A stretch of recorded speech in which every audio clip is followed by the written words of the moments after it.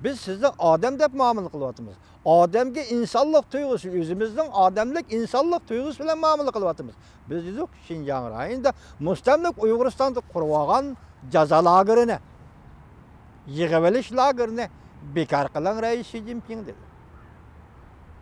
Xuda bizim kütkünümüzden aldığımız taşap bergendekla nim boldu hazır Amerika Kongresi'nin nopozluk erbabı Christopher Smith Amerika Devlet Meclisi'nin nopozluk erbabı Cungo Komite'nin reisi ve ortak reisleri hazır Şinjan doğrusunda məxsus bir parça xet yazıp Amerika'nın Cungo'da turuşluk baş elçisi Brand Statkavet avval oyluşup Şinjan'ı gözden köçürürsüz. Yaki jığıveleş lagerleri terbiyeleşti mi, uçuk terbiyeleşti mi, yepik degen neslerini gözden köçürürsüz dedi xet yaz.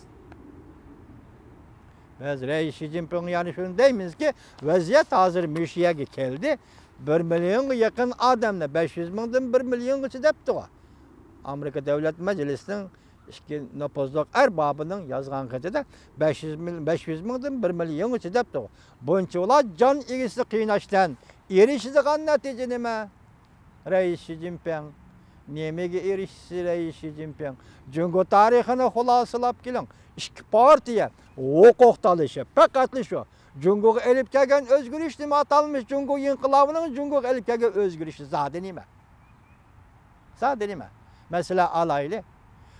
Cungo'nun danlık yazgıcısı, hazırkı zaman yazgıcısı Liu Xunwu. 20. asırın 80. yıllarda Ben Gurion sınıf müdiri degen bir hikayeni yazdı. Bu hikaye dedi ki, Cungo'nun mütefekkiri Liu Xun Efendi 1919 yılı Sevdayı Hatırası degen eserdim. Feodalizm adamlarını yep gitti, kutkusunlar dedi. Dep tavladı. Bu kadar Liu Xunwu özünün Ben Gurion sınıf müdiri degen hikayesinde, 80. yıllarda yazılgan hikayesinde balalarını kutkusunlar. Feodal sosyalizm balalarını yep gitti. Onun digini sen icap edip karıgan balımı Kompartiyanın siyasi bilen zehirlendi. Sen selbi edip karıgan balımı Kompartiyanın siyasi bilen zehirlen balalarını kutkusunlar. Ardı 60 yıl öttü hürmetlik vatandaşım. Nime özgürlük oldu? Cungo'nun mütefekkiri Liu Xun Efendi dedi ki adamlarını kutkusunlar feodalizm yep gitti dedi. Cungo'nun yanında bir yazgıcısı Liu Xunwu dedi ki balalarını kutkusunlar feodal sosyalizm balalarını yep gitti. Moşu iki partiyanın hukuk talışışı için Moşu iki partiya Beijing'de hakimiyet meşri kim kilidi değişken 28 yıl kurallık inkılap kıldınız Reis Xi Jinping. 28 milyon adam öldü. Nime? Nime netice geliştiniz? Siz bugün nimiş kılıvatsız Reis Xi Jinping sakçını, kurallık sakçı kısımlarını özgerttiniz. Ulanı Xitay tilideki Dangui için, German Nemis tilideki Gestapo'yu özgerttiniz. Siz azı armiya akıllarını teşkil ediniz, özgerttiniz. Nemi maksat ikenliginizi hiç kim bilmeydi. Lakin siz hakimiyetli merkezleştirdiniz, kolunu hukuku aldınız, o hukukunu kolga aldınız. Bu merkezleştirişten ahırda zaten nemi var? Oruç tayarlı kılıp otamsız ya ki nemi? Bunu mu düşüngen olmaydı?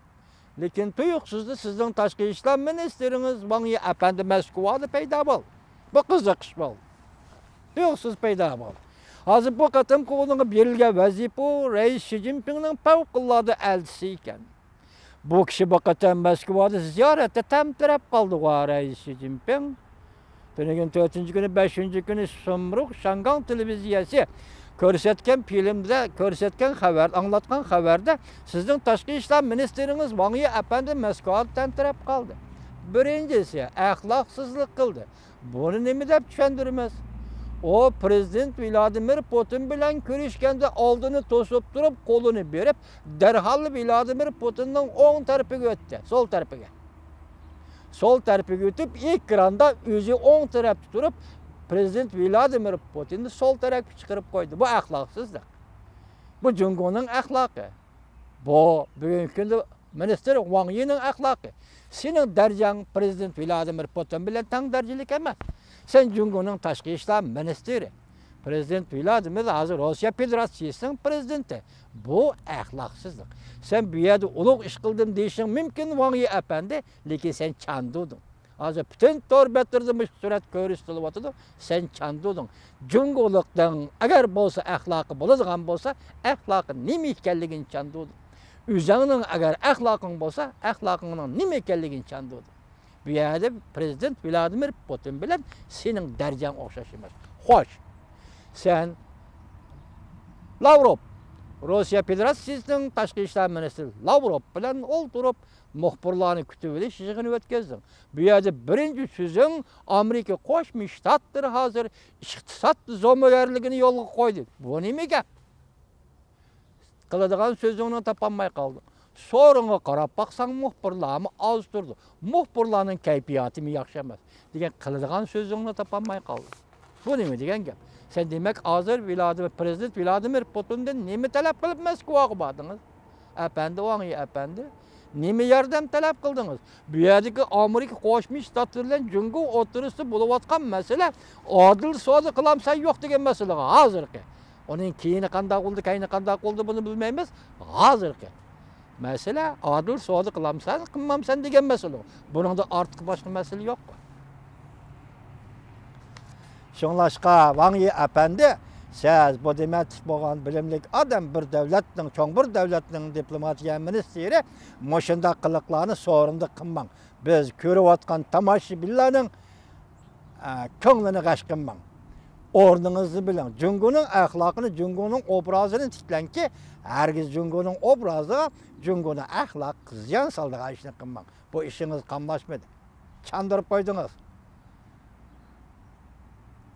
Vangi Efendi. Hazır endi sözümüzge qaytıp gileyle, endilikli gep nime desi, çünkü Amerika oturusu Saudi münasebetleri mışı dercigi yetti. Ahirdelik şeyin hon degen nime dedi, Amerika birinci kademde başladı, ikinci kadem tak kayin kilidi degedi rastı gendek.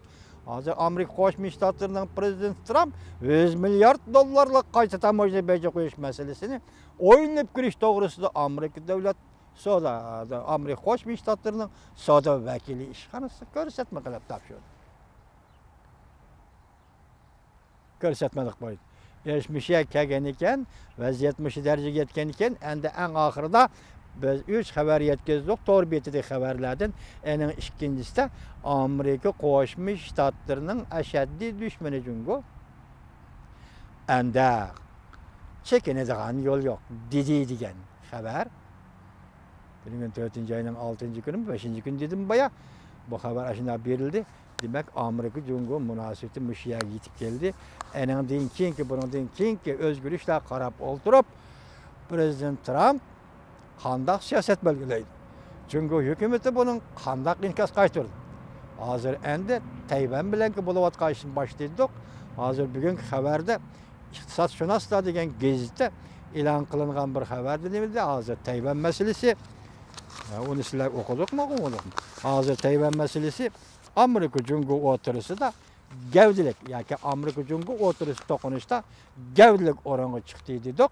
Yani şunun ağışıp gelip la Şinjan meselesi doğrusu diye Şinjan'daki yepek terbiyeleş, uçuk terbiyeleştirir. Doğrusu da Amerika Devlet Meclisi'nin 2 neferine pozdak erbabı. Yani Jungo Komiteti'nin reisi ve ortak reisi Christopher Smith, Marco Rubio'nun Brandstadt'a, Amerika Koşmuş Ştatları'nın Beijing'deki baş elçisi Brandstadt'a yazgan ketini vatandaşlar yetkizdik. Yani davamlı sizlerle birlikte durup, birlikte muhakeme kılışka, birlikte fikir kılışka Allah nesip kılgay vatandaşlarım. Selamet olun.